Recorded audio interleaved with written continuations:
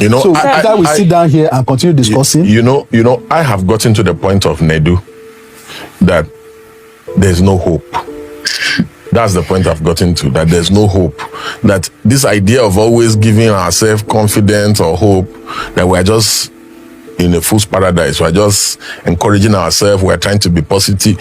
Our parents did this now. You've been at this since 1960 something. Understand? Do you know Nigeria go better, Nigeria go better? Since 1960 something, they don't sing this song now. Yes. But now we're in 2024, for God's sake. We are still in this studio singing Nigeria go better. So, okay, so which day this country go better? Like this issue of INEC that has been raised. Me, I have come to the... INEC is a political party. And the current INEC is APC. Everybody in INEC knows this, including the chairman, Mahmoud. If you give INEC this water, they will turn on to wine. There's nothing INEC cannot do. What INEC cannot do does not exist. And they tell you. And that's why I have reached the point that I have said that let us agree that INEC is a political party. This idea of independent, let's remove it from their name. Let's just call them Electoral Commission. No, National Electoral Commission, NEC. Like the way we used to call them before. So now, when we call them that, we remove the independent because they are not independent. Even they, Mr. Chairman, are you independent? They know now, say they know they're independent. They know. So not be saying an allegation. This one a statement of fact. Make we know they disguise this. I took Professor Rufus to court. We are still in court. She's an APC card carrying member from Bayelsa. She's a national commissioner in INEC. I can tell you that almost all the national commissioner, almost all, I'm not saying all, are card carrying members of APC. Even the one in Edo State. What are you talking about? That one is Wike's cousin, the person that just conducted that election in Edo. Is Wike. Do you imagine somebody that is Wike's cousin will conduct a credible election? Wike's cousin is the one that conducted that election in Edo, where they changed results on IREV. So let us agree that INEC is partisan. Now, to have a credible election with a partisan umpire, this is how to do it. So you tell PDP to bring 10 people to make national commissioners. You tell APC to bring 10 people to make national commissioner. You tell Labour Party to bring 10 people to make national commissioner. When you get the 30 of them, you now tell the president, among these 30, you have the decision to make one of the national chairman. Make we see how INEC won the election for Nigeria. But I never seen all of them now. What we are saying, you bring people from different. When you bring political party stakeholders, because we are just in a fool's paradise, we are deceiving ourselves. INEC is not independent. INEC is a political party. So when you bring critical stakeholders from each of the political parties to form the leadership of INEC, you can no longer rig any election.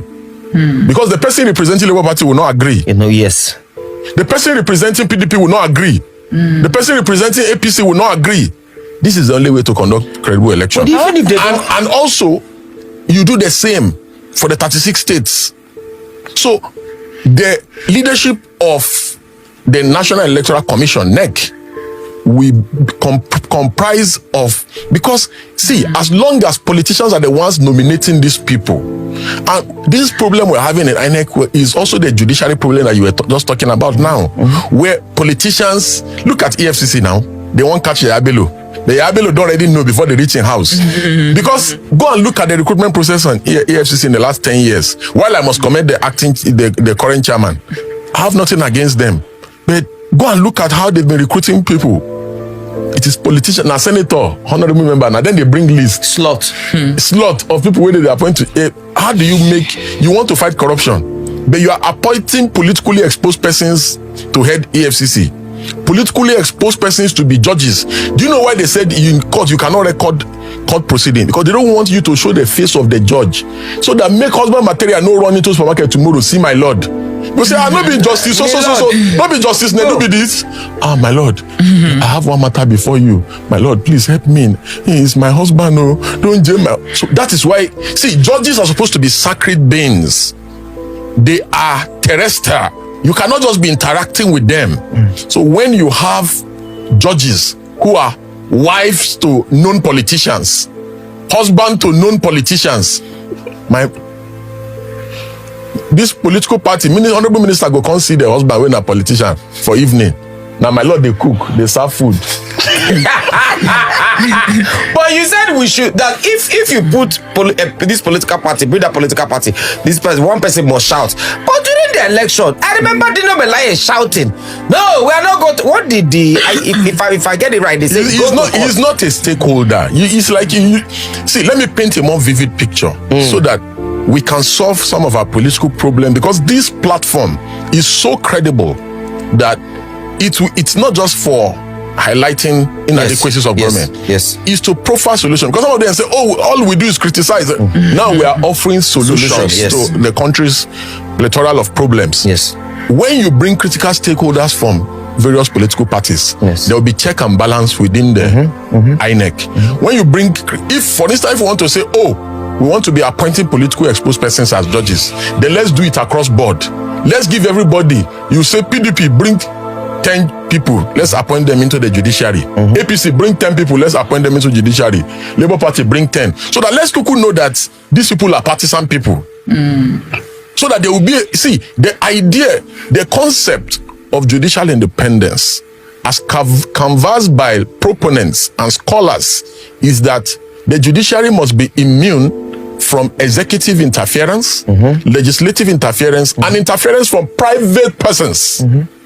Once there is somebody that is directing the judiciary, and that is why we condemn the situation where my lord, the Chief Justice of Nigeria, will be hosted to a dinner by the Lagos State Governor. Yes, we condemn it, because the Lagos State Governor is a litigant before the courts. It is an abuse on judicial independence. A situation where the Minister of FCT will be building houses for judges. Are you telling me that the judiciary, they have a budget? He's building houses for judges. Yes. Are you telling me that the judiciary does not have budget? The judiciary have budget. If the judiciary are in need of houses, they can build for themselves. If the judiciary are in need of cars, they can buy for themselves. So you don't need anybody to entice them. And you now go and take land from somebody to build houses for judges. The law is very clear. The law says you can only take land from somebody overriding public interest. How does building houses for judges become overriding public interest? If you want to build a road for the people, you can go and take somebody's land. If you want to build a train, if you want to build a hospital, a school, you can't go and take people's land to build home for judges. So our society must be built on values that we can teach our children, values that we can teach people in law school, values we can teach students in the universities, in the law faculties, and that they will say, yes, indeed, truly, this is a nation. This is a nation of ideals. This is a nation of laws. This is a nation that respects rule of law. This is a nation that respects the letters and the fine prints of our laws. The laws are there. The laws are there that judicial officers must not mingle with politicians, must not mingle with private persons, must not receive gifts from politicians or private. The laws are there. Building a house, a politician building a house for judges is gift. Yes. But I want to ask, this dinner, is it not be angry, my love? This dinner that the governor is hosting the CJN, and I know there's a case in court recently with the governor. Could it be that maybe they have a personal relationship aside? I'm just saying.